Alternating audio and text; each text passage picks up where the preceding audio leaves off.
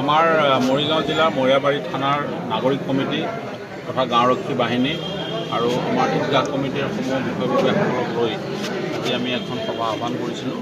আমাৰ যিটো সমাগত ঈদ উদযাপনৰ কাৰণে আমি কি নীতি নিয়ম মানিব লাগিব, কি ধৰণে আমি শান্তিপূৰ্ণভাৱে ঈদ উদযাপন কৰিব পাৰিম, এই বিষয়সমূহ আলোচনা হ'ল।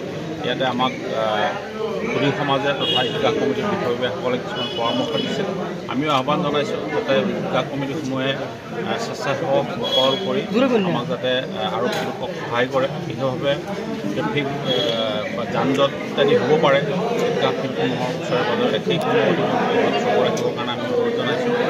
দুষ্কৃতিকাৰী বা তেনেকুৱা বিঘ্নিত কৰিব পাৰে, অনুষ্ঠিত কৰাত বাধা প্ৰদান কৰিব পাৰে, এইটো বিষয়ৰ ওপৰতো আমি চকু ৰাখিম। আমি যথেষ্ট সংখ্যক আৰক্ষী লোক মোতায়েন কৰিম। বিশেষভাৱে আমি ঈদৰ নামত পাছৰ সময়খিনিত আমি দেখিছোঁ যে দুৰ্ঘটনা ইত্যাদি সংঘটিত হয়। গতিকে তাৰ কাৰণে আমি যাতে উদণ্ড বাইক চালক বা অন্যান্য তেনেকুৱা ব্যক্তিসকলক আমি যাতে নিয়ন্ত্ৰণ কৰিব পাৰোঁ, তাৰ কাৰণে আমি নাকা চেকিঙৰ ব্যৱস্থাও কৰিম। আৰু যাতে আমাৰ ঈদ উৎসৱটো সুচাৰুৰূপে আৰু শান্তিপূৰ্ণভাৱে সমাধা হয়, তাৰ কাৰণে আমি অকল মৰিয়াবাৰীতে নহয়, আমাৰ মৰিগাঁও জিলাৰ 9খন থানা এৰিয়াতে আমাৰ সভা অনুষ্ঠিত হৈছে। আমি নাগৰিক কমিটি, ঈদগাহ কমিটিৰ সমূহ সদস্যকে জড়িত কৰিছোঁ, ইয়াতে বিজেপি সদস্যসকলকো জড়িত কৰিছোঁ।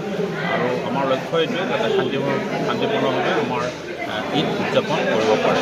আৰু মই এই সুযোগতে সকলো ইছলাম ধৰ্মী লোকলৈকে মই ঈদৰ শুভেচ্ছা জনাইছোঁ আমাৰ মৰিগাঁও জিলাৰ ফালৰ পৰা, আৰু আহ্বান জনাইছোঁ যাতে শান্তিপূৰ্ণভাৱে ঈদ উদযাপন কৰাত আমাৰ আৰক্ষী বাহিনীক সহায় কৰে। হৈ আছে ইমান উচিত নাচা এইবিলাক কথা আলোচনা হৈ আছে, সেইবিলাক ওচৰত আমি নাযাওঁ। নাজানি পেলাই কিছুমান কাম আমি কৰোঁ, কৰি পেলাই ইছলামৰ বদনাম কৰোঁ, মুছলমানৰ আমি বদনাম কৰি আছোঁ। গতিকে এতিয়াও সময় আছে। আজি ঈদ পালন কৰিব প্ৰশাসনে আমাক বহিবলগীয়া হৈছে। ইমান এটা কথা আমাৰ এটা উৎসৱ, আমাৰ এটা ভাতৃত্ববোধ। আমাৰ মহিলাবাৰীত কোনো ধৰণৰ এনেকুৱা বিদ্যুৎ ঘটনা ঈদত নহয়। সাম্প্ৰদায়িক সম্প্ৰীতি বা সাম্প্ৰদায়িক সংঘৰ্ষ মহিলাবাৰীত কোনোদিনেই হোৱা নাই। 83 চনত গোটেই অসম জ্বলিছে, কিন্তু মহিলাবাৰীত তেনেকুৱা হোৱা নাই। 1992 চনত বাবৰি মছজিদ ভাঙাৰ সময়ত গোটেই ভাৰতবৰ্ষত সাম্প্ৰদায়িক সংঘৰ্ষ হৈছে, আমাৰ ইয়াত হোৱা নাই। হিন্দু মুছলমান আমি মিলি জুলি আমি আছোঁ।